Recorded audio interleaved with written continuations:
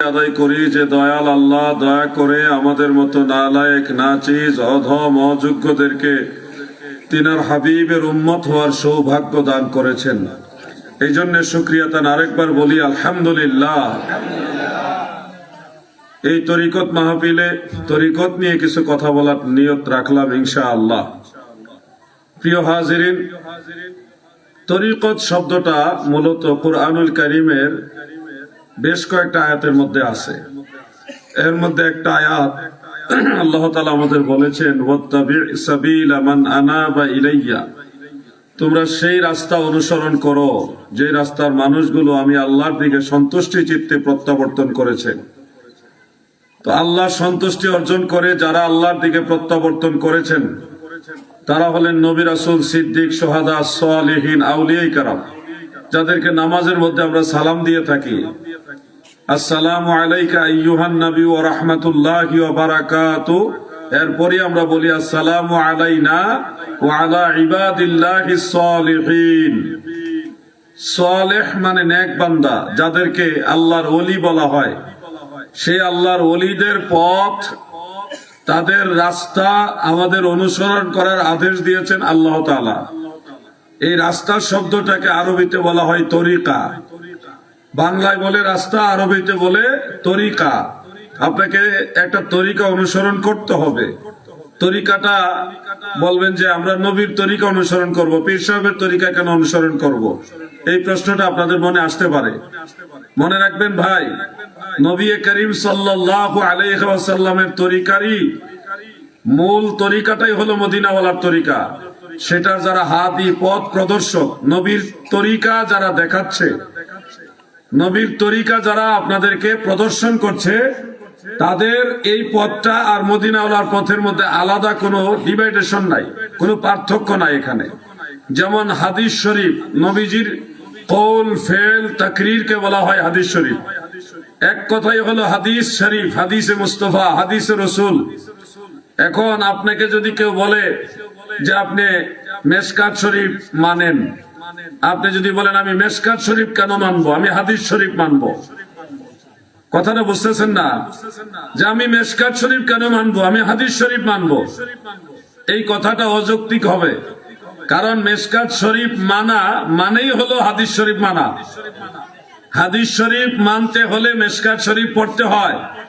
মেশকাত শরীফে যা কিছু আছে তা হাদিস শরীফই, আর হাদিস শরীফ মানে হলো মেশকাত শরীফ।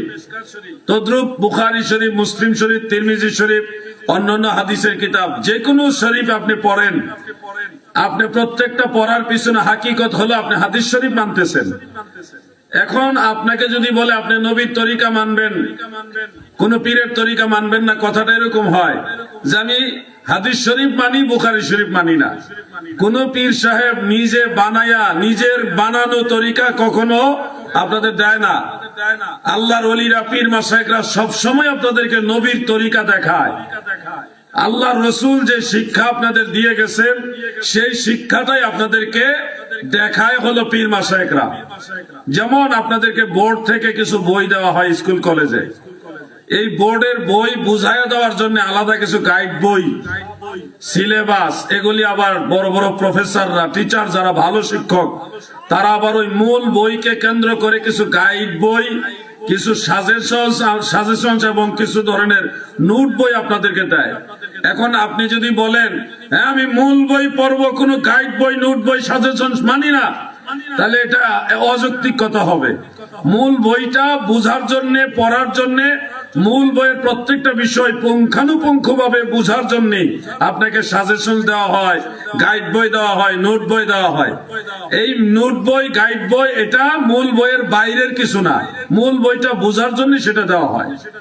ঠিক তেমনি ভাবে রাসূল করিম সাল্লাল্লাহু আলাইহি ওয়া আলিহি ওয়াসাল্লামের যে শিক্ষা, আদর্শ, তরিকা, সেই তরিকাটাকে কিভাবে মানতে পারবেন, কিভাবে আপনি মানলে আখিরাতে নাজাত পাবেন, কিভাবে আল্লাহ রাসূল পাবেন, কিভাবে জান্নাতে যেতে পারবেন, এই পদ্ধতিটা, এই সাজেশন গুলো, এই যে তরিকাগুলো, ওজিফাগুলো, এগুলি আল্লাহর ওলিরা, পীর মাশায়েখরা আমাদেরকে শিক্ষা দেয়।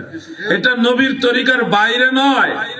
যেমন আমি আপনাদেরকে উদাহরণ হিসেবে একটা ওজিফার কথা বলি, পীর সাহেবরা আমাদের বলে আমাকে আমার পীর সাহেব হুজুর বলছে যে তুমি দিনের বেলায় সকালবেলা সম্ভব হলে সকালে, আর না হলে যখনই সুযোগ পাও তখন কমপক্ষে 500 বার লা হাওলা ওয়ালা কুওয়াতা ইল্লা বিল্লাহ পড়ো।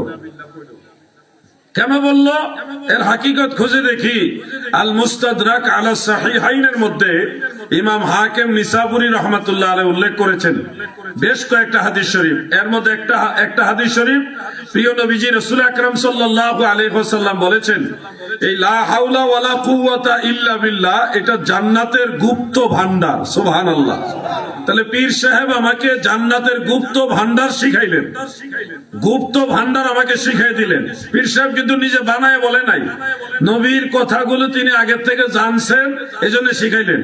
আরো পরে দেখি এই লা হাওলা ওয়ালা কুওয়াতা ইল্লা বিল্লাহ যদি কেউ পড়ে তাহলে আগামী সারা দিন, আগত সারা দিন যত বালা মুসিবত, অ্যাক্সিডেন্ট, রোগ বেমার, জমি জমা, ব্যবসা প্রতিষ্ঠান, আপনার ছেলে মেয়ে, ঘর বাড়ি, বিত্ত বাসা যা কিছু আছে এগুলির উপরে যত আসমানি গজব, জমিনি গজব, হাওয়াই গজব, যত বালা মুসিবত, এই সবগুলো আসার আগেই আপনি যে লা হাওলা ওয়ালা কুওয়াতা ইল্লা বিল্লাহ পড়ছেন, এটার কারণে আল্লাহ স্পেশাল একটা কুওয়াতের চাদর দিয়ে, রহমতের চাদর দিয়ে এগুলি হেফাজত করে ফেলে। বালা মুসিবত আসার আগে আল্লাহ হেফাজত করে, সেভ করে দেয়।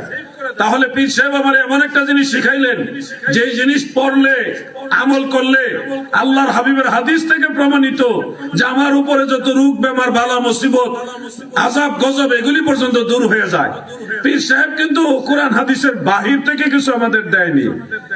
এরপরে আরো পড়লাম কেন আমার পীর সাহেব এটা পড়তে বললো। পড়তে পড়তে দেখি আল্লাহর নবী যখন মেরাজে যাচ্ছে, 7ম আসমানে হযরত ইব্রাহিম আলাইহিস সালামের সাথে আমাদের নবীজির দেখা। ইব্রাহিম আলাইহিস সালাম বললেন, ইয়া রাসূলুল্লাহ, আপনার উম্মতদেরকে বলবেন তারা যেন জান্নাতের মধ্যে গাছ লাগায়। কিভাবে গাছ লাগাবে?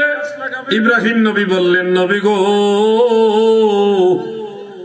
আপনার উম্মতেরা যদি একবার লা হাওলা ওয়ালা কুওয়াতা ইল্লা বিল্লাহ পাঠ করে সাথে সাথে জান্নাতের মধ্যে আমার আল্লাহ গাছ লাগায়া দিবে।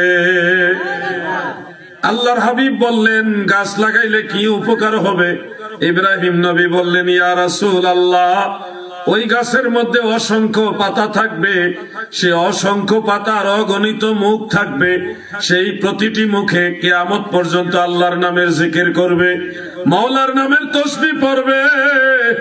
ওই জিকির কিয়ামত পর্যন্ত যত কোটিবার, যত সংখ্যক বার পড়বে, সমস্ত সওয়াবগুলি আপনার উম্মতের আমলনামায় আমার আল্লাহ যোগ করে দিবে।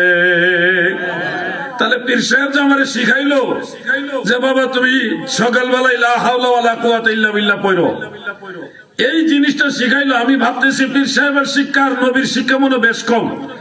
আমি তো নবীর শিক্ষা সব জানি না, সব কিছু রিসার্চ করার সময় পাই নাই, দুনিয়া নিয়ে ব্যস্ত। পীর সাহেবের কাছে গেছি, তিনি শর্টকাটে ছোট্ট একটা বাক্য আমার শিখাই দিলেন, বাবা এটা পড়ো। তো এক দোয়া, এক তাসবিহর কারণে আমার রোগ বেমার আল্লাহ মাফ করতেছে, বালা মুসিবত দূর করে দিতেছে, নিজের পরিবার পরিজন, ব্যবসা প্রতিষ্ঠান, জমি জমা সবকিছু আল্লাহ রহমত বরকত দিতেছে। এবং এক দোয়ার কারণে কিয়ামতের আগ পর্যন্ত অগণিত সওয়াব অটোমেটিক আমার আমলনামায় যোগ হতে থাকবে। এই একই দোয়ার কারণে জান্নাতের গুপ্ত ধনভাণ্ডার আমাকে আল্লাহ দান করবে। সুবহানাল্লাহ। তাহলে পীর সাহেবের কাছে যাই, আমার লাভ হইলো না লস হইলো? লাভ হইলো। আমি আলেম মানুষ, হয়তো আল্লাহ পাকের দয়া আছে, আমি হয়তো খুঁজে খুঁজে এগুলি পেয়ে গেছি। কিন্তু আপনি না জানলেও, আপনি এত কিতাব না পড়লেও পীর সাহেবের কথা যদি মানেন, তাহলে দেখেন আপনার কতগুলি লাভ হইতেছে শুধুমাত্র একটা দোয়ার কারণে। এই জন্য পীর সাহেব দরকার। উনি একজন হাদি, একজন পথ প্রদর্শক। উনি আপনাকে কখনো জাহান্নামের পথ দেখাবে না। পীর সাহেব শব্দটা ফার্সি, আমরা পীর সাহেব শব্দটার নাম শুনলে এই জেনারেশন তারা পীর সাহেব পছন্দ করে না, কিন্তু তারা শায়েখ পছন্দ করে। এই জেনারেশনের যারা আছেন, আমি আপনাদেরকে সম্মান করে, বিনয় করে, বড় ইজ্জত করে বলছি, শুনুন, যাকে আরবের মানুষ শায়েখ বলে তাকে পারস্যের মানুষ পীর বলে। যদিও শব্দ দুইটা, কিন্তু জিনিস একটাই। আমরা মনে করি শায়েখ মনে হয় ভালো জিনিস, পীর সাহেব মনে হয় খারাপ জিনিস। আসলে পীর শব্দের যেই অর্থ শায়েখ শব্দের একই অর্থ। কেউ যদি বলে আমি কলম মানি পেন মানি না, এটা তার বুকামি না, ভাষা জ্ঞানের অভাব। আমি আপনাদেরকে অনুরোধ করব, অনেক ভাইয়েরা অজ্ঞতা সুলভ বলে পীর মানা যাবে না, পীর মানা এটা কোরআন হাদিসে কোথাও নাই। তারা যদি কোরআন হাদিস বুঝতো তাহলে পীর সাহেবের কাছে সবার আগে যাইতো। আল্লাহ তাআলা বলেন, মাইয়াহদিয়াল্লাহু ফালা মুদিল্লা লাহু ওয়া মান ইউদ্লিলহু ফালা হাদিয়া লা। এটা হাদিস শরীফের ইবারত, আমি যেটা এখন বললাম। আর কোরআন শরীফের সূরা কাহফের মধ্যে আল্লাহ তাআলা বলেছেন, ওয়া মান ইউদ্লিল ফালান তাজিদা লাহু ওয়ালিয়াম মুরশিদা। আল্লাহ তাআলা বলেন, যাদেরকে আমি আল্লাহ গোমরাহ করি, পথভ্রষ্ট করি, তারা কোনো মুর্শিদের সন্ধান খুঁজে পাবে না। মুর্শিদ মানে কি? মুর্শিদ মানে হলো পথ প্রদর্শক। আরশাদা ইউরশিদু ইরশাদান ফাহুয়া মুরশিদুন। মুর্শিদ মানে হলো যিনি আপনাকে রাস্তা দেখাবেন। যাকে আমরা পীর সাহেব বলি তাকে কোরআনের ভাষায় মুর্শিদ বলে। এখন আমরা যদি কোরআন মানি কিন্তু মুর্শিদ মানি না, এটা কি হবে? যে আমি কোরআন মানি নামাজ মানি না, এটা হইলো? আমার ভাইরা গো, পীর মাশায়েখ যারা এসেছেন, আরবের মানুষগুলি বাংলাদেশে এসেছেন, তাদের আত্মীয় স্বজন ছিল, বন্ধু বান্ধব, সমাজ নমাজ সবই ছিল, কিন্তু সব কিছু ছেড়ে এই পীর মাশায়েখরা আরব দেশ থেকে এই দেশে চলে আসছে। কোথায়? ইয়ামান দেশে বাড়ি শাহজালাল ইয়ামানির, কোথায় শাহ সুলতান কমরউদ্দিনের বাড়ি রোম দেশে, কোথায় হযরতে নিজামউদ্দিন আউলিয়ার বাড়ি আরব দেশে, কোথায় বড় পীর আব্দুল কাদের জিলানীর বাড়ি। সারা পৃথিবীর আউলিয়ারা, আব্দুল কাদের জিলানী রহমাতুল্লাহ বাড়ি কিন্তু বাগদাদ শরীফে না, ইরানে, জিলান শহরে। তাহলে দেখেন এক একজন মানুষ, এই যে আমাদের কুমিল্লাতে অনেক অলিয়া উলিয়া আছে যারা ইসলাম প্রচারের জন্য এক এলাকা থেকে আরেক এলাকা চলে গেছে। শাহ সুলতান কমরউদ্দিন রুমি রুম দেশ থেকে বাংলাদেশে আসছে। শাহ মাখদুম রূপুস আরব দেশ থেকে বাংলাদেশে আসছে। ওনারা এই দেশে এসে মানুষকে ইসলাম শিখাইছে, তরিকত তাসাউফ শিখাইছে, আদব কায়দা শিখাইছে, মুসলমানিত্ব শিখাইছে। এখন যদি আপনি আমাদেরকে বলেন তাদের আমরা মানি না, তাহলে তাদের ইসলামটাও তো মানা হইল না। নতুন তো কোনো ইসলাম আসেনি, ইসলাম তো পুরাতনই। সেই পুরাতন ইসলামটা তো এসেছে আল্লাহর আউলিয়া পীর মাশায়েখ যারা, তাদের মাধ্যমে। আপনি যদি গাজী এমএ ওয়াহিদ সাবরী হুজুরকে জিজ্ঞাসা করেন, আপনি যে মুরিদ করতেছেন আপনার এই অথরিটি কোত্থেকে আসছে? আপনি মানুষকে বায়াত করাইতেছেন, এই অথরিটি কার থেকে পাইলেন? উনি ওনার মুর্শিদের কথা বলবে, ও মুখে আমাকে অথরিটি দিছে। যদি বলেন উনি কার থেকে অথরিটি পাইলো, উনি ওনার মুর্শিদের কথা বলবে। আপনি জানেন এই অথরিটিটা মূলত মদিনাওয়ালার কাছ থেকে আসছে। প্রত্যেক পীর মাশায়েখের সিলসিলা আছে, সাজারা আছে, সেখানে দেখবেন ওনারা যে দায়িত্ব পালন করতেছেন, এই দায়িত্ব পালনটা মূলত মদিনাওয়ালা থেকে আসছে। কিন্তু যারা পীর মাশায়েখ মানে না, সমালোচনা করে, তারা এই সমালোচনা করার কোন অথরিটি কারো কাছ থেকে পায় নাই। তাদের কোনো সিলসিলা নাই, সাজারা নাই, পরিচয় নাই। আপনি কুমিল্লার সন্তান, আপনার বাবার নাম আছে, দাদার নাম আছে, দাদার বাবা আছে, তার বাবা আছে, আপনার একটা বংশ আছে, এলাকায় জমি জমা আত্মীয় স্বজন আছে, পরিবার পরিজন আছে, পাড়া প্রতিবেশী আছে। এই অবস্থায় হঠাৎ করে একজন রোহিঙ্গা এসে যদি বলে তোমরা সব বাতিল, এই কুমিল্লার মালিক আমরা, তাহলে কি হইল? ঠিক তেমনি ভাবে এই বাংলা ভারতে ইসলাম প্রচারের সবচেয়ে বেশি ভূমিকা যাদের, তারা হলো পীর মাশায়েখ। এই পীর মাশায়েখদেরকে যারা অনুসরণ করে তাদেরকেই বলা হয় আহলুস সুন্নাহ ওয়াল জামাত। আহলুস সুন্নাহ ওয়াল জামাত এই নামটাও মদিনাওয়ালার দেওয়া। সত্যিকারের ইসলাম যদি জানতে চান, যদি সত্যি আপনি জান্নাতে যেতে চান, একটাই রাস্তা আছে, সেটা হলো আল্লাহর ওলিদেরকে অনুসরণ করা। পীর সাহেবের কাছে গেলে কি লাভ? যে আমরা বাড়িতে নামাজ পড়বো, রোজা রাখবো, হজ করবো, যাকাত দিব, মা বাবার খেদমত করব। আমরা তো পীরের কাছে যাওয়ার দরকার কি? আমরা এইটুকু বাড়ি থেকে করলে তো পারি। এই চিন্তাও মাথায় আসে অনেক সময়।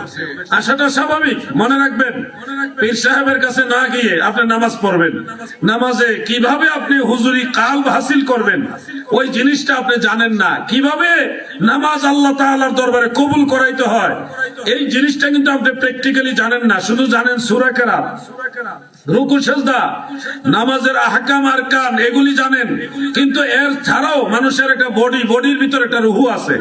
নামাজের বাহ্যিক যে একটা আহকাম আরকান এগুলির ভিতরেও একটা হাকিকতে সলাত আছে, যেই জিনিসটাকে বলা হয় হুজুরি কাল। ওই হুজুরি কাল না থাকলে আপনার নামাজ যতই শুদ্ধ করে সূরা পড়েন, আপনার এই নামাজ আল্লাহ দরবার কবুল হবে না।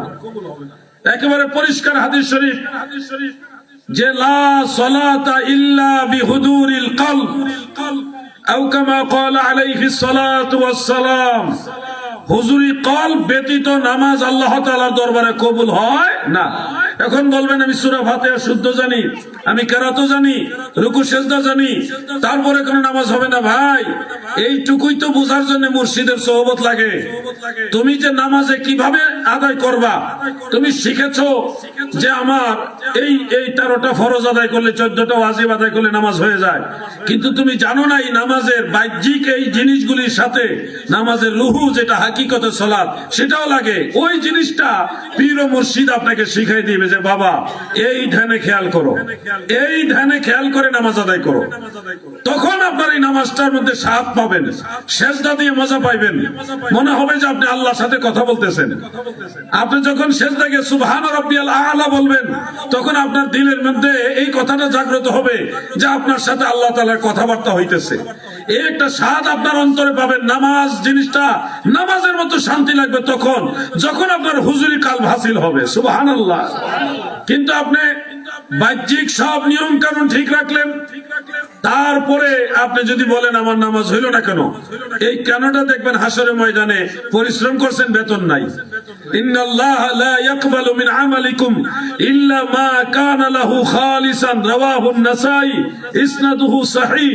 আল্লাহ তাআলা বান্দার কোন আমল কবুল করে না যদি সেই আমল আল্লাহর জন্য খালেস ভাবে না করা হয়। এই খালেস ভাবে বন্দেগীটাকে বলা হয় হুজুরি কালবের নামাজ।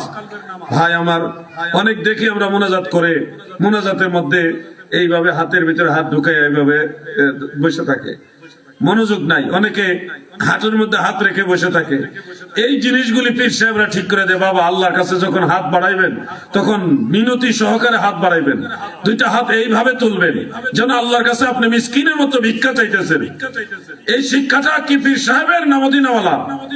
মদিনাওয়ালার শিক্ষা, কিন্তু পীর সাহেব আপনাকে ফিজিক্যালি প্র্যাকটিক্যাল আপনাকে শিক্ষা দিচ্ছে। নবীজি বলছে ইযা সাআলতুমুল্লাহ ফাসআলুহু বিবুতুনি আকুফিকুম, তোমরা যখন আল্লাহর কাছে কিছু চাইবে তখন তোমাদের দুই হাতের পেট উপরের দিকে এইভাবে রেখেছেও। এই শিক্ষাটা ওলিয়া উলিয়াদের দরবার আছে। আপনি যদি বলেন ভাই আমার পীর সাহেবের কাছে আর কিসের জন্য যাব, আপনাদের কাছে একটা প্রশ্ন রাখি, কিসের জন্য যাবেন এটা বোঝানোর জন্য আমি আরেকটা প্রশ্ন রাখি। বলুন তো, আল্লাহর হাবিব রাসূল আকরাম সাল্লাল্লাহু আলাইহি ওয়াসাল্লাম বায়াত করাচ্ছেন, সেই বায়াতে রাসূলের রশির মধ্যে বা নবীজির বায়াতে রাসূলের যে সিলসিলা, সেখানে কি আপনি হাত রাখবেন না? আল্লাহর নবীর কাছে বায়াত হওয়ার চেষ্টা করবেন না? কথার উত্তর দেন। না হলে না করেন, যে নবীজির কাছে বায়াত হব না। আল্লাহর নবীর কাছে বায়াত হওয়ার ইচ্ছা নাই আপনাদের? তো জোরে কথা বলেন, আছে কিনা? আল্লাহর হাবিব রাসূল করিম সাল্লাল্লাহু আলাইহি ওয়াসাল্লাম হাত মোবারক বাড়াই দিয়েছেন, সাহাবায়ে কেরাম হাতের উপরে হাত রাখলেন, বায়াত হলেন। আল্লাহ তাআলা আয়াত নাযিল করলেন, ইন্নাল্লাযীনা ইউবাইউনাকা ইন্নামা ইউবাইউনা আল্লাহ ইয়াদুল্লাহি ফাওকা আইদিহিম। নবী গো,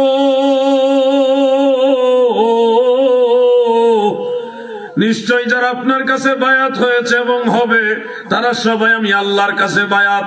এখানে দুইটা কায়দা, মনোযোগ দিয়ে শুনবেন। আরবি গ্রামারের দৃষ্টিতে এখানে দুইটা কায়দা আছে। কোন বাক্যের শুরুতে, জুমলার শুরুতে যদি ইন্নাল্লাযীনা এই শব্দ থাকে, তখন এই ফেলটা ইস্তেমরারে দাওয়াম হয়ে যায়, সর্বকালের অর্থ দেয়। যেমন ইন্নাল্লাযীনা আমানু ওয়া আমিলুস সালিহাত, আমানু আমিলু দুইটা যদিও মাজির সিগা, কিন্তু ইন্নাল্লাযীনা থাকার কারণে সর্বকালে যারা ঈমান আনছে, সর্বকালে যারা নেক আমল করে সবাই জান্নাতে যাবে।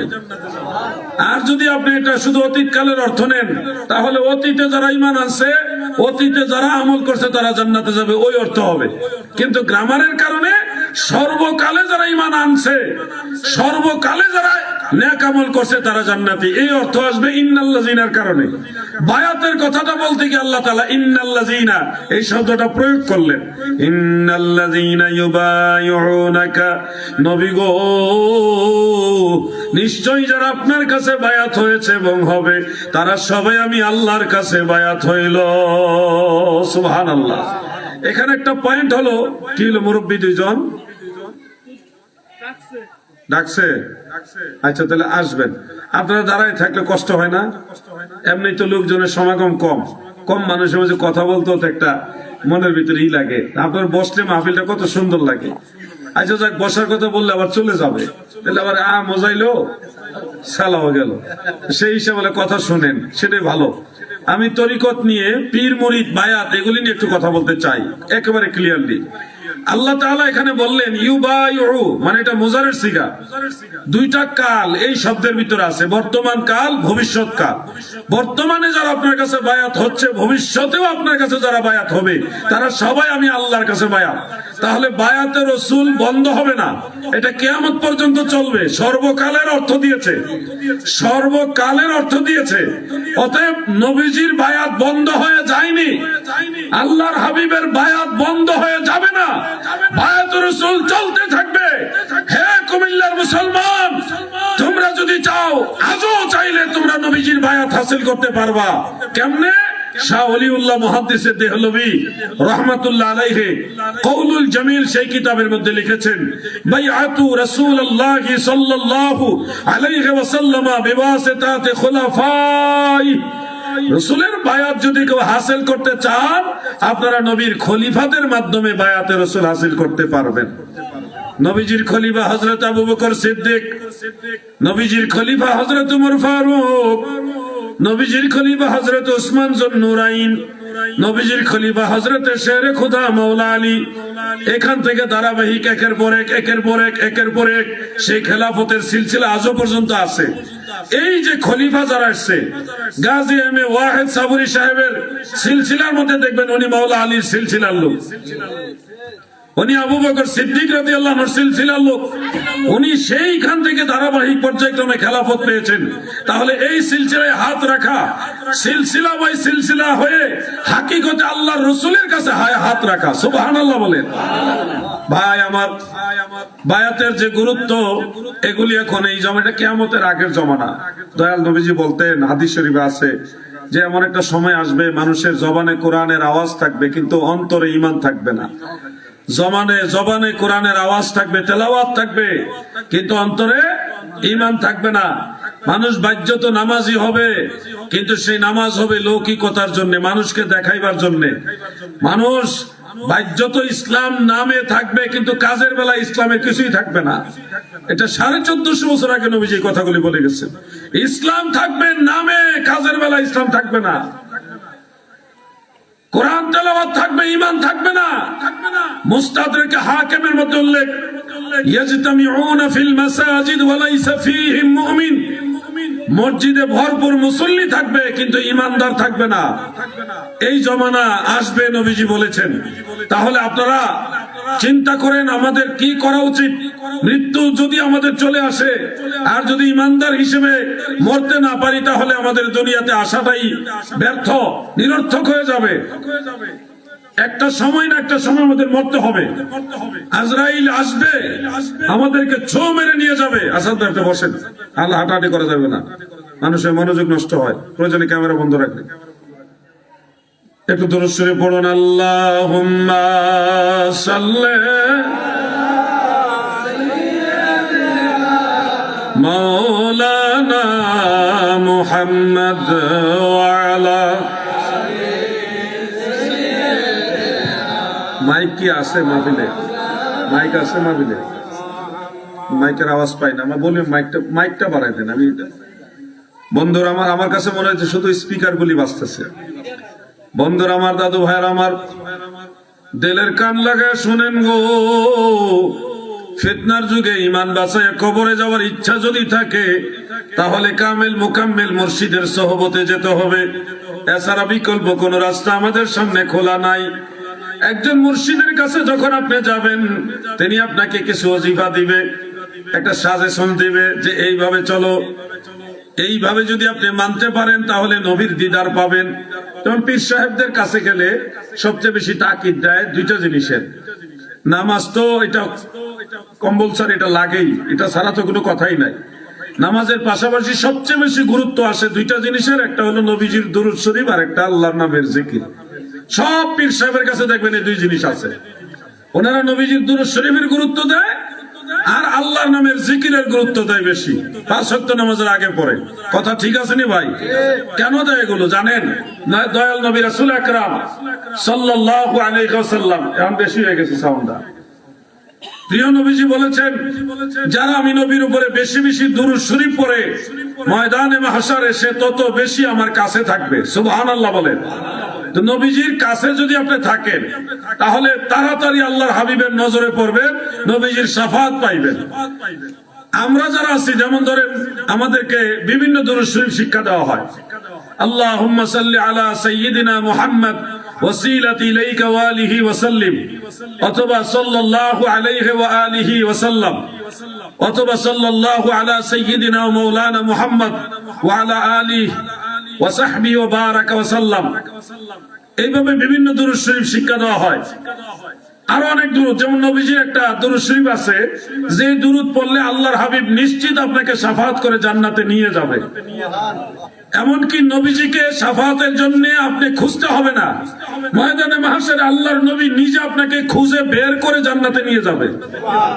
এটা এমন সম্মানিত দুরূদ, পীর সাহেবদের কাছে গেলে এটা পাবেন, ওনারা বেশি গুরুত্ব দেয়। আলেমদের কাছেও পাবেন, কিন্তু আলেমরা নিজেরা পরে 2-4 জনে শিখায়, কিন্তু পীর সাহেবরা প্র্যাকটিক্যালি আনুষ্ঠানিকভাবে প্রাতিষ্ঠানিকভাবে মানুষকে দুরূদ শরীফের ট্রেনিং দেয়। এই দুরূদ শরীফটা হলো, প্রিয় নবীজি বলেছেন, মান ক্বালা আল্লাহুম্মা সাল্লি আলা মুহাম্মদ, আল্লাহুম্মা সাল্লি আলা মুহাম্মদ, ওয়া ক্বালা মান সাল্লা আলা মুহাম্মাদিন ওয়া ক্বালা আল্লাহুম্মা আনজিলহু মাকআদাল মুকাররাবা ইনদাকা ইয়াউমাল কিয়ামাহ ওয়াজাবাত লাহু শাফাআতি। উম্মতেরা গো, তোমরা যারা নবীর উপরে দুরূদ পড়বা, আমি নবীর উপরে যারা দুরূদ পড়বা এবং বলবা আল্লাহুম্মা আনজিলহু আল মাকআদাল মুকাররাবা ইনদাকা ইয়াউমাল কিয়ামাহ, এই দুরূদ যারা পড়বা ওয়াজাবাত লাহু শাফাআতি, তাকে শাফাআত করে জান্নাতে নেওয়া আমি রাসূলুল্লাহর জন্য ওয়াজিব হয়ে যাবে। এই যে দুরূদ, পীর সাহেবদের কাছে গেলে এগুলি শিখাবে না, শুধু তাসবিহ ধরাই দিবে আপনাকে, যে বাবা পড়ো, 100 বার পড়ো, 500 বার পড়ো, দুরূদ শরীফ পড়ো, আপনাকে ধরাই দিবে। পীর সাহেবদের কাছে গেলে ওজিফা ধরাই দেয়। আমরা আলেমরা ওইভাবে তাকিদ দেই না যতটা তাকিদ পীর সাহেবরা দেয়। কি আপনাদের ওজিফা দেয়নি? মুরিদান যারা আছেন বলেন, ওজিফা দেয়নি আপনাদেরকে? প্রত্যেক দিন বলছে এই আমলগুলি করবেন। এই আমল যে দুরূদ শরীফের কথাটাই বললাম, আপনি যদি এই দুরূদ শরীফটা পড়েন, পীর সাহেব আপনাকে তাকিদ দিয়ে শিখাইলো যে এটা পড়ো। পড়ার কারণে কি হলো? হাসরের ময়দানে আপনি গুনাহগার, তার সত্ত্বেও দয়াল নবীর দয়া হবে, আপনাকে এই দুরূদের কারণে সুপারিশ করে জান্নাতে নিয়ে যাবে। তাহলে পীর সাহেব আপনাদের উপকার করলো না ক্ষতি করলো? উপকার করলো, কিন্তু আপনি তো আমল করতে হবে। আরেকটা দুরূদ শরীফ আপনাদেরকে আমি বলে যাই, যে দুরূদ শরীফটা এমন সম্মানী দুরূদ, রাসূল আকরাম সাল্লাল্লাহু আলাইহি ওয়াসাল্লাম বলেন, যারা ধনীদের মধ্যে যাকাত দেয়, যাকাত দেওয়ার পর একটা নেকি হয় না? যাকাত দিলে একটা সওয়াব হয় না?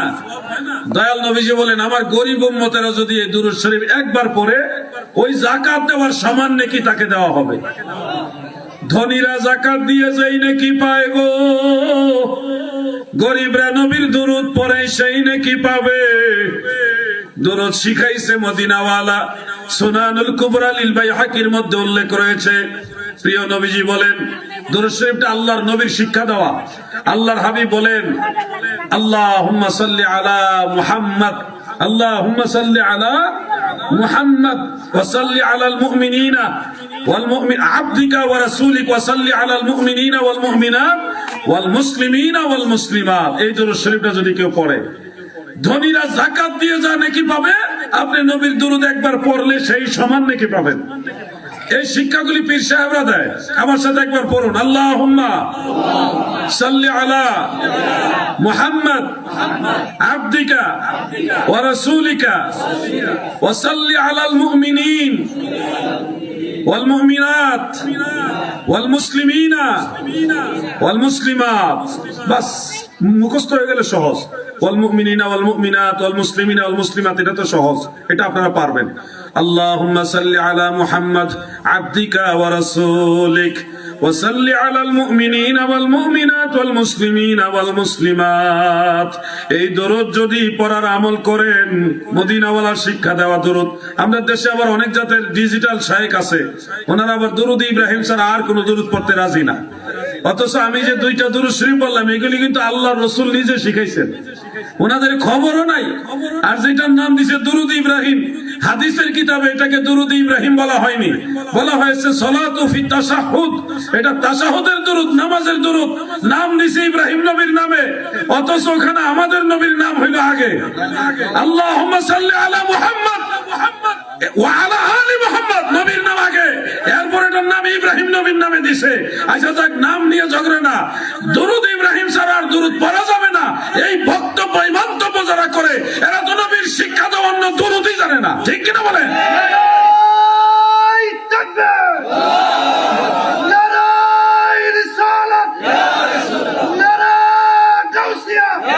প্রিয় ভাইরা,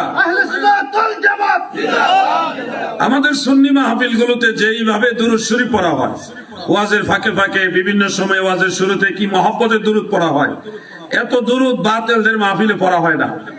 আপনারা খেয়াল করে দেখবেন, তারা খালি বরবর করে কথা বলতেই থাকে। ভালো কথা বলো, খারাপ না, কিন্তু মাঝে মধ্যে একটু জিকির হইলে, মাঝে মধ্যে নবীর দুরূদ শরীফ হইলে কি খারাপ লাগে নাকি ভাই? এটা তো আরো আনন্দ লাগে। সওয়াবও হইলো, ওয়াজও হইলো, নসিহত হইলো, জিকিরও হইলো, দুরূদও হইলো, সালামও হইলো, দোয়াও হইলো, সবই হইলো। এটার মধ্যে একটা মজা আছে। আর এখন যেই পরিমাণে ফতোয়া চলতেছে, এই ফতোয়ার বাড়তি এত পরিমাণে হয়েছে যে ফতোয়ার কারণে মানুষের আমলের সংখ্যা কমে গেছে। ভাই আমার, দুরূদ শরীফের আমলগুলি আমাদেরকে পীর সাহেবরা শিখায়, আর শিখায় জিকির। কি শিখায়? জিকির। আপনি যদি জিকির করেন, তাহলে এক শ্রেণীর ভাইরা আপনাদেরকে বিভ্রান্ত করবে যে এইভাবে জিকির করা জায়েজ নাই, এইভাবে জিকির করা জায়েজ নাই। চরমোনাই দরবারের একজন লোক বলতেছে, ডোন্ট মাইন্ড প্লিজ, আমি বোঝানোর জন্য বলছি, সমালোচনা করার জন্য নয়। ওনারাও একটা তরিকতের খেদমত করেন, ওনাদেরও বাংলাদেশে অবস্থান আছে, সেই হিসাবে আমি বোঝানোর জন্য বলছি। চরমোনাই দরবার একজন বলছিলেন যে এইভাবে মিলাদ পড়া জায়েজ নাই, কারণ এইভাবে সাহাবারা মিলাদ পড়ে নাই। আমরা যেইভাবে মিলাদ পড়ি, এইভাবে সাহাবারা মিলাদ পড়ে নাই, এই জন্য মিলাদ জায়েজ নাই। তো ওনাকে পাল্টা প্রশ্ন করা হয়েছিল যে আপনাদের চরমোনাই দরবারে একটা জিকির করা হয়, ইল্লাল্লাহ ইল্লাল্লাহ ইল্লাল্লাহ ইল্লাল্লাহ। সাহাবীরা যদি এইভাবে মিলাদ না পড়ার কারণে মিলাদ পড়া বিদআত হয়, তো সাহাবারা ইল্লাল্লাহ ইল্লাল্লাহ জিকির এইভাবে করছেনি।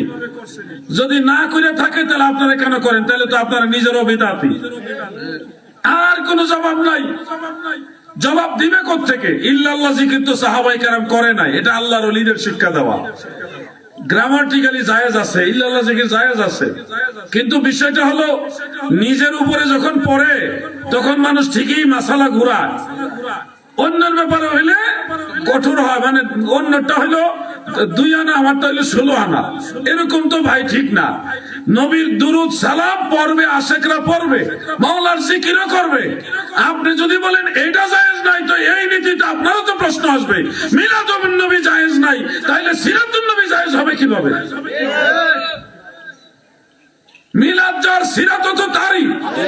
সিরাতুন নবী, নবীর সিরাত মুবারক, মিলাদুন নবী, নবীর মিলাদ মুবারক। সিরাতের প্রথম কথাই হলো মিলাদ, মিলাদ বাদ দিয়া সিরাত হয় না।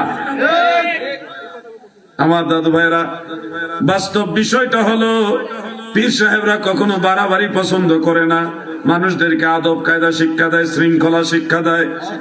দাদু ভাই আমার, এই ফিতনার যুগে এসে আপনাদেরকে বিনয় করে বলে যায়, আল্লাহর ওলি যারা, পীর ও মুর্শিদ যারা, তাদের সোহবতে বসবেন, ওনাদের মজলিসে গিয়ে কিছু ইবাদত বন্দেগীতে শামিল হবেন।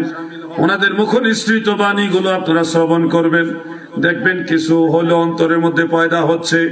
কারণ ওনারা আপনাদেরকে শুধুমাত্র জান্নাতের লোভ দেখাবে না, জান্নাতের টিকিটও দিবে না, তবে জান্নাতের পথ দেখায় দিবে। আপনি যদি ওই পথে আমল করেন, দয়াল নবীর দিদার দুনিয়াতে পাইবেন, কবরে হাসরে মিজানে ফুলচেরাতে সব জায়গায় নবীর দেখা পেয়ে যাবেন।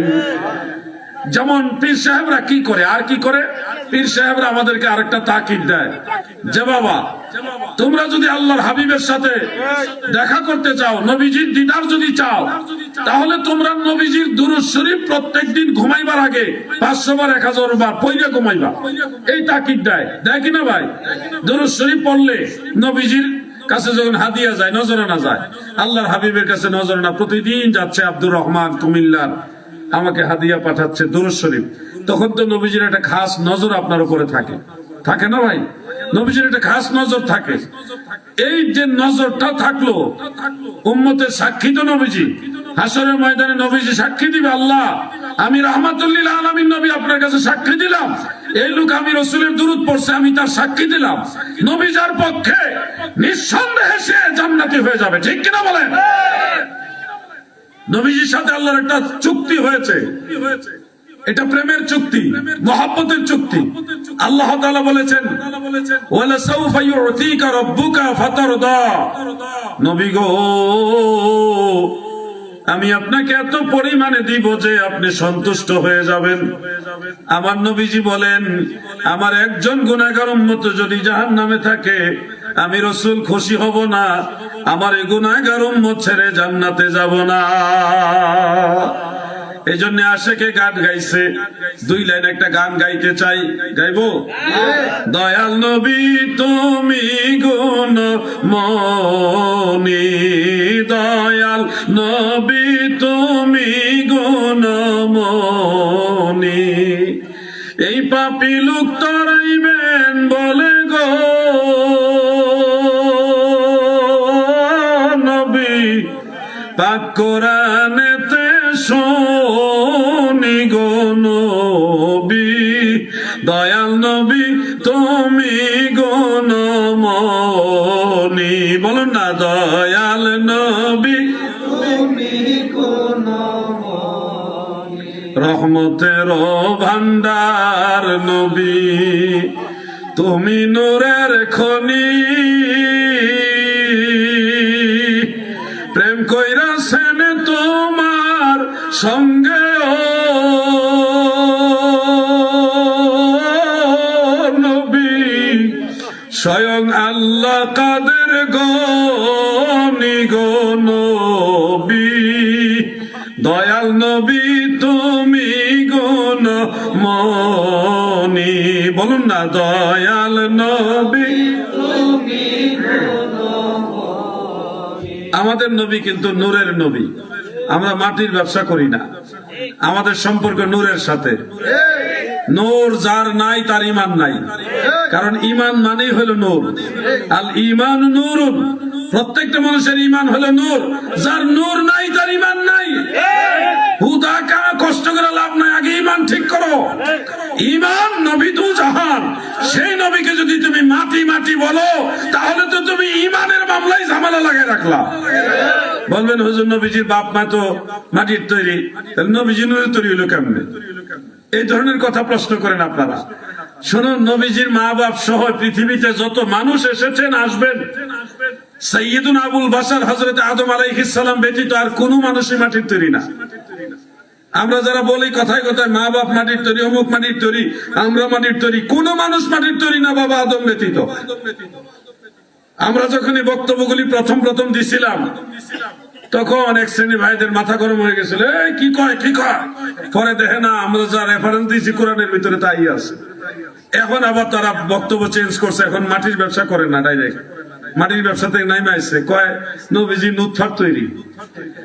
নুতফার তৈরি মানে হাকিকতে তারা মাটি প্রমাণ করতে চায় কেমনে, যে নুতফা শুক্রবিন্দু, এটা তৈরি হয় রক্ত থেকে, রক্ত তৈরি হয় খাবার থেকে, খাবার তৈরি হয় গাছগাছালি থেকে, গাছগাছালি আসে মাটি থেকে। তাইলে তো নুতফার তৈরি মানে হাকিকতে মাটির তৈরি।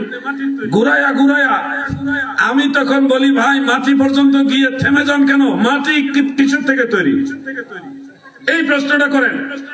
গাছ মাটি থেকে আসছে, মাটি কোত্থেকে আসছে? গাছ গাছালি মাটি থেকে আসছে, মাটি কোত্থেকে আসছে? প্রশ্নটা উত্তর খুঁজেন, তাইলে আর মাটির ব্যবসা থাকবে না। মাটি কোত্থেকে আসলো জানা দরকার আসেনি? ভাই আমার, হাফেজুল হাদিস ইমাম আবু শাইখ ইস্পাহানী রহমাতুল্লাহ আলাইহির লেখা একটা কিতাব, ওটার নাম কিতাবুল আজমাত। বেশি দিন আগের কিতাব না, 1100 বছরের আগের কিতাব। সেখানে উল্লেখ হযরত আব্দুল্লাহ ইবনে আমর ইবনে আস রাদিয়াল্লাহু আনহু থেকে বর্ণিত। এছাড়া হিলিয়াতুল আউলিয়ার মধ্যে হযরত ওয়াহাব ইবনে মুনাব্বার রাহমাতুল্লাহ আলাইহি থেকেও এই রওয়ায়াতখানা বর্ণিত, অন্যান্য কিতাবেও আছে যে আল্লাহ তাআলা যখন মাটি বা জমিন সৃষ্টি করার ইরাদা করলেন, মাটি বা জমিন বলতে তখন কিছুই ছিল না। ওয়া কানা আরশুহু আলাল মাই, আল্লাহ তাআলার আরশে আজিমটা পানির উপরে ভাসমান ছিল। পানি ছিল আর আরশে আজিম ছিল, মাটি বা জমিনই ছিল না। আল্লাহ তাআলা যখন জমিন সৃষ্টি করার ইচ্ছা পোষণ করলেন, তখন বাতাসকে বললেন, হে বাতাস তুমি প্রবাহিত হও। বাতাস তখন পানির উপরে চতুর্মুখী প্রভাবে প্রবাহিত হচ্ছে।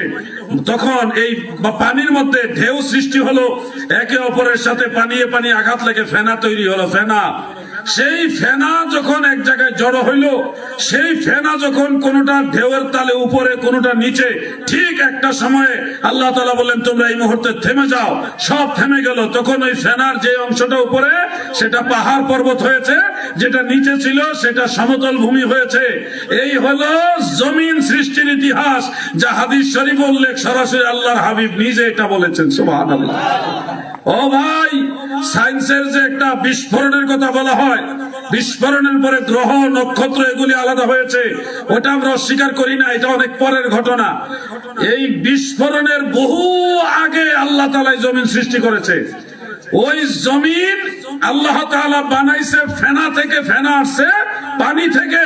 তাহলে দেখছি আসলে নুতফার তৈরি মানে হাকিকতে মাটির তৈরি না, নুতফার তৈরি মানে হলো পানির তৈরি। এই কারণে আল্লাহ তাআলা বলেছেন ওয়া হুয়াল্লাযী খালাকা মিনাল মাই বাশারা, তিনি সেই মহান আল্লাহ তাআলা যিনি মানুষ বানাইছে পানি থেকে। সুবহানাল্লাহ বলেন। আমার দাদু ভাইরা গো, দিলের কান লাগায় শুনেন, মাটির ব্যবসা করার কোনো সিস্টেম নাই, চান্স নাই। আমরা যারা বনি আদম আছি, আমরা কিন্তু নূরের তৈরি মহিলার গর্ভের সন্তান। সবাই আমরা যারা বনি আদম আছি, পৃথিবীতে ম্যাক্সিমাম মানুষ নূরের তৈরির একজন মা, সেই মায়ের গর্ভ থেকে দুনিয়াতে আসছি। আমি যখন একবার জামালপুরে যাচ্ছিলাম ট্রেনের যে লোকোমাস্টার, ট্রেনের ড্রাইভার সাহেব নামে আমাকে সালাম দিয়ে বললেন, আপনি আলাউদ্দিন জিহাদি সাহেব না? আমি বললাম জি। আমার একটা প্রশ্ন আছে, আপনি তো অনেক প্রশ্ন উত্তর দেন, আমার এটার উত্তর দেন। আমি বললাম যে ট্রেনে জার্নি করব, এখন আবার প্রশ্ন উত্তর কেন? আমার প্রশ্ন উত্তর জরুরি দিতে হবে। আমি বললাম ঠিক আছে বলেন। দাঁড়িয়েও নাই, মুছও নাই, এবারে প্রশ্ন করতেছে।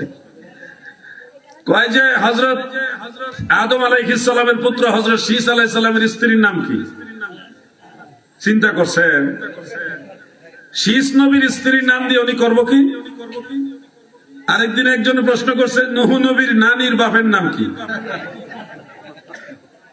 যাই হোক, ওই রেলের যে ট্রেনের ড্রাইভার সাহেব, লোকোমাস্টার, ওনার এই প্রশ্নের পিছনে একটা হাকিকত আছে। আদম আলাইহিস সালামের 110 জোড়া সন্তান ছিল। সব সন্তানই জোড়ায় জোড়ায় জন্ম হয়েছে, একটা ছেলে একটা মেয়ে, একটা ছেলে একটা মেয়ে, জোড়ায় জোড়ায় জন্ম হয়েছে। কিন্তু শীস নবী একা জন্ম হয়েছে, ওনার সাথে কোনো মেয়ে সন্তান জন্ম হয়নি। যার কারণে অন্য সব সন্তানেরা বিবাহ করার জন্য বউ পাইছে, আরেকজনের সাথে যার জন্ম হয়েছে তার সাথে বিয়ে হয়েছে। তো এরকম সবার ভাগে স্ত্রী জুটছে, কিন্তু শীস নবীর স্ত্রী ভাগে আসে না, কারণ উনি জন্ম হয়েছে একা। হযরত আদম আলাইহিস সালাম একবার অসুস্থ, আল বিদায়া ওয়ান নিহায়ার মধ্যে এটা আছে। হাফেজ ইবনে কাসির রাহমাতুল্লাহ আলাইহি এটা উল্লেখ করেছেন। হযরত আদম আলাইহিস সালাম অসুস্থ, তিনি বললেন জান্নাতে ফল খেয়েছিলাম, হে আমার বৎস সকল, আমাকে জান্নাতের ফল এনে দাও, আমি এই ফল খেতে চাই। হযরত আদম আলাইহিস সালাম যত সন্তান আছে সবাই পৃথিবীতে ছড়ায় গেল জান্নাতের ফল আনতে। পৃথিবীতে জান্নাতের ফল পাবে কোথায়? কোথাও তো পাবে না, সবাই খুঁজতেছে। সবাই চলে গেছে, শীস নবী আর যায় নাই, উনি বাবার খেদমত করতেছে। আল্লাহর নবী আদম বলে, আমার সন্তান শীষ গো, জান্নাতের ফল তুমি ছাড়া কেউ আনতে পারবে না, কারণ তুমি আমার পরে স্থলাভিষিক্ত হবে, তুমি খলিফা, তুমি নবী, তুমি দোয়া করলে আল্লাহ কবুল করবে, নবীদের দোয়া ফেরত দেওয়া হয় না। তুমি যাও জাবালে কাসিউনের পর্বতের চূড়ায় উঠে দোয়া করো, তোমাকে জান্নাত থেকে ফল দেওয়া হবে। হযরতে শীস আলাইহিস সালাম জাবালে কাসিউনের চূড়ার উপরে উঠে দোয়া করলেন, আমি গুনাহগার, সেই জাবালে কাসিউনের চূড়ায় উঠেছি, আলহামদুলিল্লাহ, এটা সিরিয়ার রাজধানী দামেস্কে, সেই পাহাড়ের উপরে উঠেছি। ওই পাহাড়ের উপরে হযরত হাবিল আলাইহিস সালামের মাজার, ওই জিয়ারত করতে গিয়া ওই পাহাড়ের চূড়ায় উঠলাম, যে পাহাড়ে শীষ নবী দোয়া করতে গেছেন। দোয়া করছে, আল্লাহ আপনার নবী হযরতে আদম সফিউল্লাহ, তিনি জান্নাতের ফল খাইতে চান, আপনি দয়া করে জান্নাতের ফল দেন। দোয়া শেষ করছে, এখন ফল খুঁজে, সামনে ফল নাই, পিছন থেকে একজন সালাম দিয়ে বলে, আসসালামু আলাইকুম ইয়া নবী আল্লাহ, হে আল্লাহর নবী শীষ, আপনার উপর আমার সালাম, আমি জান্নাত থেকে ফল নিয়ে আসছি আল্লাহ তাআলার অনুমতি ক্রমে। হঠাৎ করে নজর করে দেখে জান্নাতের হুর, জান্নাতের হুর। হুর কিন্তু মাটির তৈরি না, হুর কিন্তু নুতফার তৈরিও না, হুর নূরের তৈরি। হুর কিসের তৈরি? নূরের তৈরি। হুর আসে জমিনে। এখন উনি একবার তাকে আবার পিছন দিকে চেহারা ঘুরাই ফেললেন এবং বললেন, আপনি আল্লাহ তাআলা হুকুমে যদি আসে থাকেন তাহলে আমাকে অনুসরণ করেন। তখন শীস আলাইহিস সালাম আগে আগে হাঁটলেন এবং এই হুর পিছনে হাঁটলেন। এই জন্য সুন্নত তরিকা হলো, ছেলে মেয়ে ভাই বোন হোক আর যেই হোক, পুরুষ লোক আগে হাঁটবে, স্ত্রী লোক পিছনে হাঁটবে। ওইখান থেকে মাসআলা আসলো। শীস আলাইহিস সালাম আগে আগে হাঁটতেছে আর ওই হুর পিছন থেকে হাঁটতেছে। আমাকে জিজ্ঞাসা করছিল ওই হুরের নাম কি, রেলের ড্রাইভার, যে হুরের নাম কি? নামটা হলো হযরতে উজাইরা আলাইহাস সালাম। হযরতে উজাইরা আলাইহাস সালাম। তো উনি পিছনে পিছনে হযরত আদম আলাইহিস সালামের কাছে গেলেন, ফল দিলেন, ফল খেয়ে খাইলেন। আদম আলাইহিস সালাম বলে, হে শীস, তোমার ভাগে তো কোনো স্ত্রী ছিল না, আল্লাহ তাআলা যেহেতু দয়া করে জান্নাতি ফল পাঠানোর সাথে জান্নাতের হুর পাঠাইছে এবং তাকে আল্লাহ বাশারিয়ত দান করেছে, মানবীয় গুণও দিয়েছে, আমি তোমাকে আল্লাহর অনুমতি ক্রমে তার সাথে বিবাহ দিয়ে দিলাম। সুবহানাল্লাহ। ওই মহিলার সাথে শীস নবীর বিবাহ বন্ধন হলো। এরপরে শীস আলাইহিস সালামের সন্তানাদি যারা জন্ম হয়েছে ওই মহিলার গর্ভে থেকে। আর আদম আলাইহিস সালামের অন্য সন্তানরা, তারা ছোট ছোট কম হয়েছে, ছেলে নাতি নাতির করে সন্তানরা হইতে হইতে ছোট ছোট কম হয়েছে, তারা গোত্রে গোত্রে মারামারি করে বেশিরভাগ সন্তান ওই আদম আলাইহিস সালাম অন্য সন্তানের আওলাদরা ধ্বংস হয়ে গেছে। এই পৃথিবীতে যারা আমরা আছি, আমরা একেবারে ধরতে গেলে প্রায় সবাই, বোঝানোর জন্য বলছি, ম্যাক্সিমাম আদম সন্তান আমরা যারা আছি, আমরা হযরত শীস আলাইহিস সালামের বংশধর।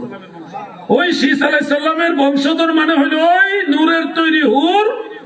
এই হুরের গর্ভ থেকে যে সন্তান আসে তাদের সন্তান হইলাম আমরা। কথা বুঝতেছেন? এখন আপনি নবীজির বেলায় প্রশ্ন করেন, নবীজির মা বাবা তো নূরের তৈরি না, তাইলে নবীজি নূরের তৈরি হলো কেমনে?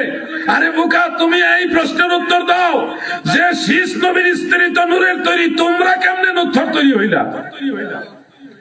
আমার আল্লাহ নূর থেকে নুতফা বের করতে পারে, নুতফা থেকে নূর বের করতে পারে, ঠিক কিনা বলে?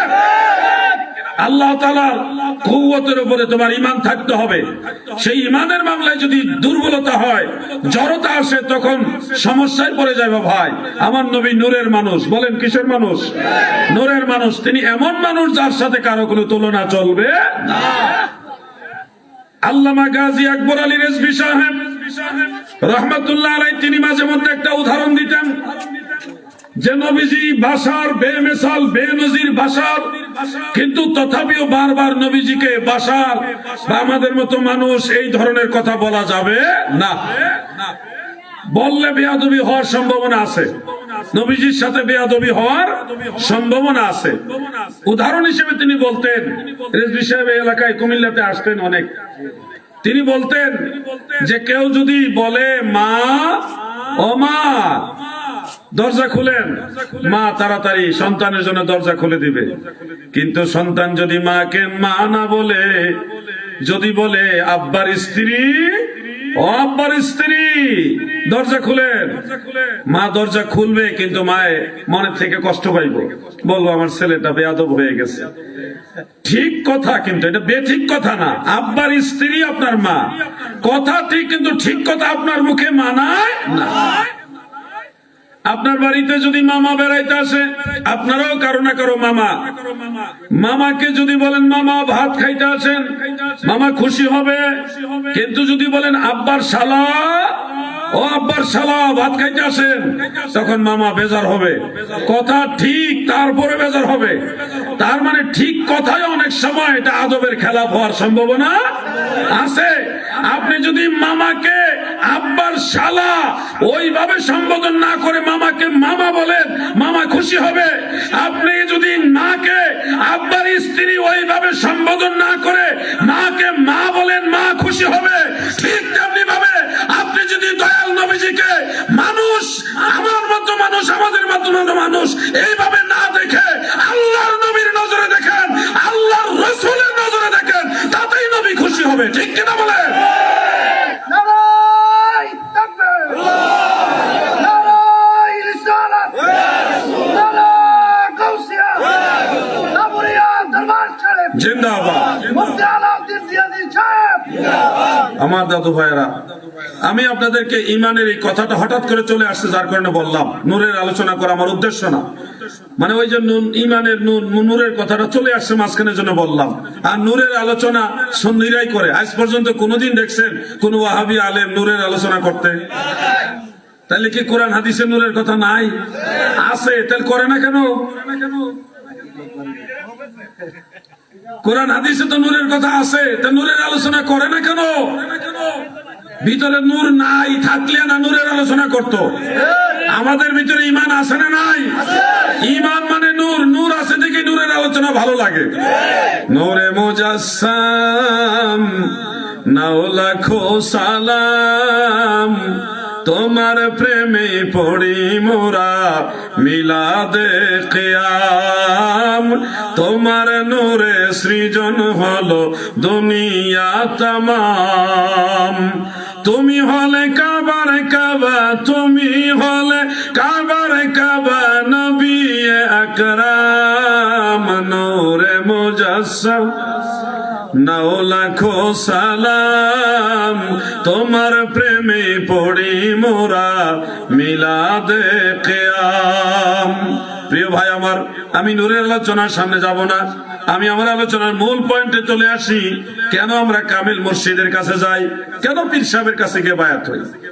আচ্ছা, আপনার একটা জিনিস বলেন, পীর সাহেবের কাছে গেলে কদম বুসি করার শিক্ষা দেয় কিনা? পায়ে ধরে সালাম বা কদম বুসি শিক্ষা দেয়। কিন্তু আমাদের এই আধুনিক সমাজে আমরা দেখেছি অনেকে কদম বসি জিনিসটা পছন্দ করে না, অনেক সময় এটা শিরক পর্যন্ত বলে। মুর্শিদপুর দরবার শরীফে যখন অ্যাটাক হলো, তখন আমরা লং মার্চের ঘোষণা দিলাম। প্রায় 3 লক্ষাধিক মানুষ জড়ো হয়েছে 3টা পয়েন্টে। পরে সেনাবাহিনী, বাংলাদেশ সেনাবাহিনীকে ধন্যবাদ, ওনারা আমাদেরকে বলছেন আমরা, আপনারা কি চান আমাদেরকে বললেন। আমরা তখন বলছি আমাদের ঘর বাড়ি দরবার খানকা সব ভেঙে ফেলেছে, আপনি প্রশ্ন করাটা তো উচিত না যে কি চাই, আপনার কি জ্ঞান নাই? আমি একটু রাগান্বিত হয়ে উত্তরটা দিয়েছিলাম। তো অফিসার যিনি ছিলেন, মেজর ছিলেন, উনি গুসা হননি, বললেন যে না হুজুর, আসলে আপনাদের কি করলে এখন এই আন্দোলন এগুলি আপনারা থামবেন, আপনাদের আমরা সহযোগিতা করতে চাই। তখন আমি বললাম, ভাইজান আপনারও তো কারো না কারো সন্তান, আপনার একজন মুরব্বীকে যদি কেউ আঘাত করে মারে, ঘর বাড়ি ভেঙে ফেলে, আপনাদের কেমন লাগবে? আপনার কেমন লাগবে? তখন তিনি আমাদের সাথে সমবেদনা পেশ করলেন, করে বললেন, ভাইজান কি করতে পারি এখন বলেন শুধু আপনি। আমি তখন বললাম, প্রথম কথা হলো যারা এই অকারেন্স গুলি করেছে তাদেরকে আপনারা আইনের আওতায় নিয়ে আসতে হবে, তাদের আমরা উপযুক্ত বিচার চাই।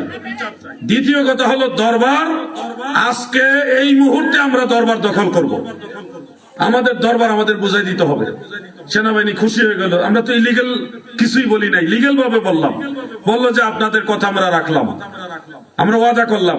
ডিজিএফ এর একজন বড় অফিসারের সাথে আমার কথা হইলো, তিনি বললো যে ঠিক আছে, আপনাদের যে দাবি, এই দাবি রক্ষা করা হবে, আসামিদেরকে আমরা আইনের আওতায় নিয়ে আসবো, আপনারা মামলা করেন, মামলা করার সাথে সাথে আপনারা অ্যারেস্ট করব। আর দরবার আপনারা আসেন, লোক দেন কিছু, আমরা এখনই আপনাদেরকে সেনাবাহিনীর ফোর্স পাঠাইয়া দরবার দখল করে দিব। তাৎক্ষণিক তখন আমরা কয়েক হাজার লোক দরবারে ঢুকে দরবার দখল করছি। এই ঘটনার পরপরই সেনাবাহিনীর পক্ষ থেকে মিটিং ডাক দেওয়া হলো যে বিষয়টা সমাধান করা দরকার। আমি কথাটা কেন নিয়ে আসতেছি, এটার পিছনে একটা কারণ আছে। কদম মুসিনিয়া খুব ভালোভাবে খেয়াল করেন, ওই মিটিং এর মধ্যে কওমি অঙ্গনের আলেমদের সাথে একটা মিটিং হয়েছে আমাদের আগে, এরপরে আমাদেরকে মিটিং এ নিলেন। সেই মিটিং এ কথা উঠলো যে মুর্শিদপুরের পীর সাহেব তিনি কদমবুসি নেয়, ইসলামের দৃষ্টিতে কদমবুসি করা যাবে কিনা, কোন অসুবিধা নেই। আমরা একটু আগায়, হ্যাঁ, যে পীর সাহেবকে কদমবুসি করে মুরিদানরা, এটা ইসলামের দৃষ্টিতে তাদের দাবি, এটা জায়েজ না, এটা শিরক। মাথা নত করতেছে, সেজদার মতো কদমবুসি করতেছে, পায়ে ধরে সালাম, এটা ইসলামে জায়েজ নাই। এটার ব্যাপারে আপনাদের মন্তব্য কি? ঘাটাইলের যে ক্যান্টনমেন্টের সম্মানিত যিনি মাননীয় জিউসি, তিনি এই কথাটা আমাকে অবতারণা করলেন। আমি তখন বললাম ওনাদেরকে বলবেন যে রাসূল আকরাম সাল্লাল্লাহু আলাইহি ওয়াসাল্লামের সাহাবায়ে কেরাম আল্লাহর